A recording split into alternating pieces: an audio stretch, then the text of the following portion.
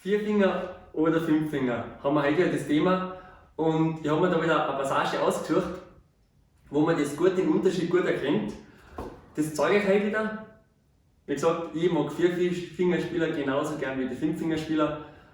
Und immer wieder ist interessant, vor allem weil ich lerne, wie das ja beides aufnimmt, Fünffinger und Vierfinger. Und manchmal mit Vierfinger muss man einfach manchmal ein bisschen, da muss ich ein bisschen mehr üben, aber ich kriege es auch hin. Und da zeige ich euch eine Passage, was mir da runtergekommen ist. Das ist die Passage. Das ist so. Genau, und das auch mit 4 Fingern. Ich habe mir dann überlegt, soll ich dann mit 4-5 nehmen so, dann wäre das da schön so. Aber dann muss ich einen Kreuzgriff und muss da dann hüpfen. Also meine Meinung, das Beste wäre da mit 3-4 so. Und dann da greifen, vielleicht mit 2-5. Aber immer man hat immer den Sprung. Das bleibt nicht aus. Und wenn ich jetzt den Daumen dazu nehmen würde, das fällt mir einfach wesentlich leichter. Es ist so. Das ist der Sprung. Das liegt total schön, man muss nichts hüpfen und dann hat man den 3-4 und den schrägen dann, hat man dann einfach, da hat man die 2 Finger frei. Und dann 4-5 geht auch und der Daumen bleibt bei mir als Orientierung liegen. Also ich habe immer dann Faden. Und wenn du die Schule von mir kennst, die Lernvideos, dann weißt du, dass wir jeden Monat eine Fingerübung dabei haben. Und dann nehme ich jeden Monat so eine Fingerübung auf und mein Ziel ist immer von der Fingerübung möglichst fehlerfrei, 10 Mal. Und das ist einfach gut, wenn du das trainierst, dann werden die Stücke sicherer, weil meistens ist es so, dass man es 3-mal spielt. Und irgendwo haben wir dann einen Fehler drin und dann musst du wieder vorne anfangen. Und das musst du echt mal probieren, einfach versuchen 10 Mal das so. 1, 2, 3. Da brauchst du genauso Sicherheit, 10 Mal fehlerfrei. Also da kann ich manchmal auch schwitzen, wenn ich das daheim aufnehme. Also, du weißt vielleicht, ich sage dir vielleicht kurz, wenn du da Lust hast einmal.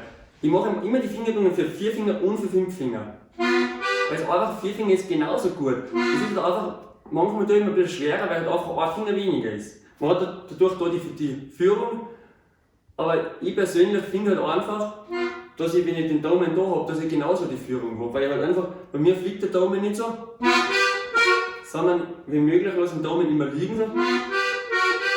Und dadurch habe ich auch die Orientierung, so eine ganz gute Orientierung. Es ist, würde ich die Stücke nicht oft, das Ziel ist ja immer fehlerfrei ein Stück schaffen und das hat für mich so schon einen großen Vorteil.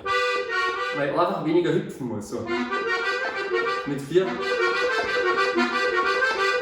Das Hüpfen hat natürlich den Nachteil, dass du nicht so viel Spannung zusammen schaffst. Weil umso schneller du Passagen spielen kannst, umso länger kannst du draufbleiben beim Ton. Umso schneller kannst du umgreifen und umso mehr Spannung bringst du zusammen. Das ist wie beim Skispringen, umso später du präzise abspringst, umso besser bist. Wenn du natürlich zu früh abspringst, mitten in der Schanze, dann wird der, der Sprung nicht gut ausfallen. Das ist einfach, wenn du so das ist so abgehackt und wenn du das auch so ganz lang.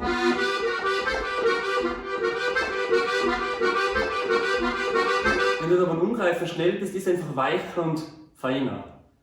Das ist vielleicht kurz. Wenn du da mal Lust hast, schau wirklich die Fingerübungen durch. Es sind Passagen aus Stücken, was auch schwierig sind. Wo man meistens bei irgendeiner Passage fliegt man aussieht. Das Stück klappt immer und genau an derselben Stelle hat man irgendeinen Fehler drin.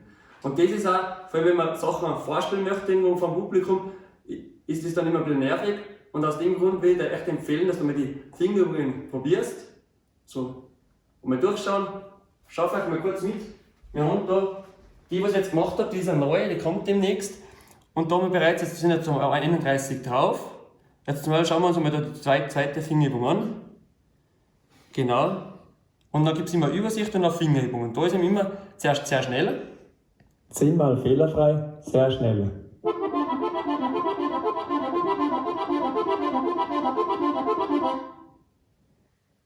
Und dann gibt es schnell. Das ist dann so. Einmal Langsam. langsam, auf Druck. Kreuz. Und das ist dann auch schon schön die Einmal. Finger. Und sehr langsam gibt es dann auch Sehr noch. langsam. Also Mittelfinger vom gleichen und dann auf Druck 2, 3 die dritte Reihe. Der erste da. Und zweite Reihe. Genau. Und dann gibt es noch Vierfinger. Das ist auch Vierfinger, immer. Und Druck. da ist ein Vierfinger. Einmal. Und da gibt es immer die Tipps zu den Vierfinger und Fünffinger. Da kannst du das selber anschauen, immer, ob du jetzt den Unterschied mal probieren mit Vierfinger und mit Fünffinger. Wenn du Vierfingerspieler bist, vielleicht versuch einmal, dass du die Fingerübung schneller schaffst wie bei mir mit Fünffinger. So eine Übung einmal. Schau dir die Fingerübungen durch gerne und dann wünsche ich dir viel Freude mit den Fingerübungen. Vielleicht sag ich immer die 10-mal fehlerfrei und wirklich das ein Ziel setzen und sagen, und was ich oft mache, ich stoppe mich selber mit dem Handy und schau mal, wie lange brauche ich heute mal. Du hast auf Startet dann und schaust, dass du es vielleicht in 20 Sekunden schaffst und nächstes Mal probierst du es in 19 Sekunden und dann in 18 Sekunden, in 17. Und dann machst du so ein Ziel eine Woche und schaust einfach, wie schnell du es dann schaffst. Fehlerfrei 10 Mal. Das ist echt eine super Übung, einfach für die Sicherheit beim Harmonikaspielen.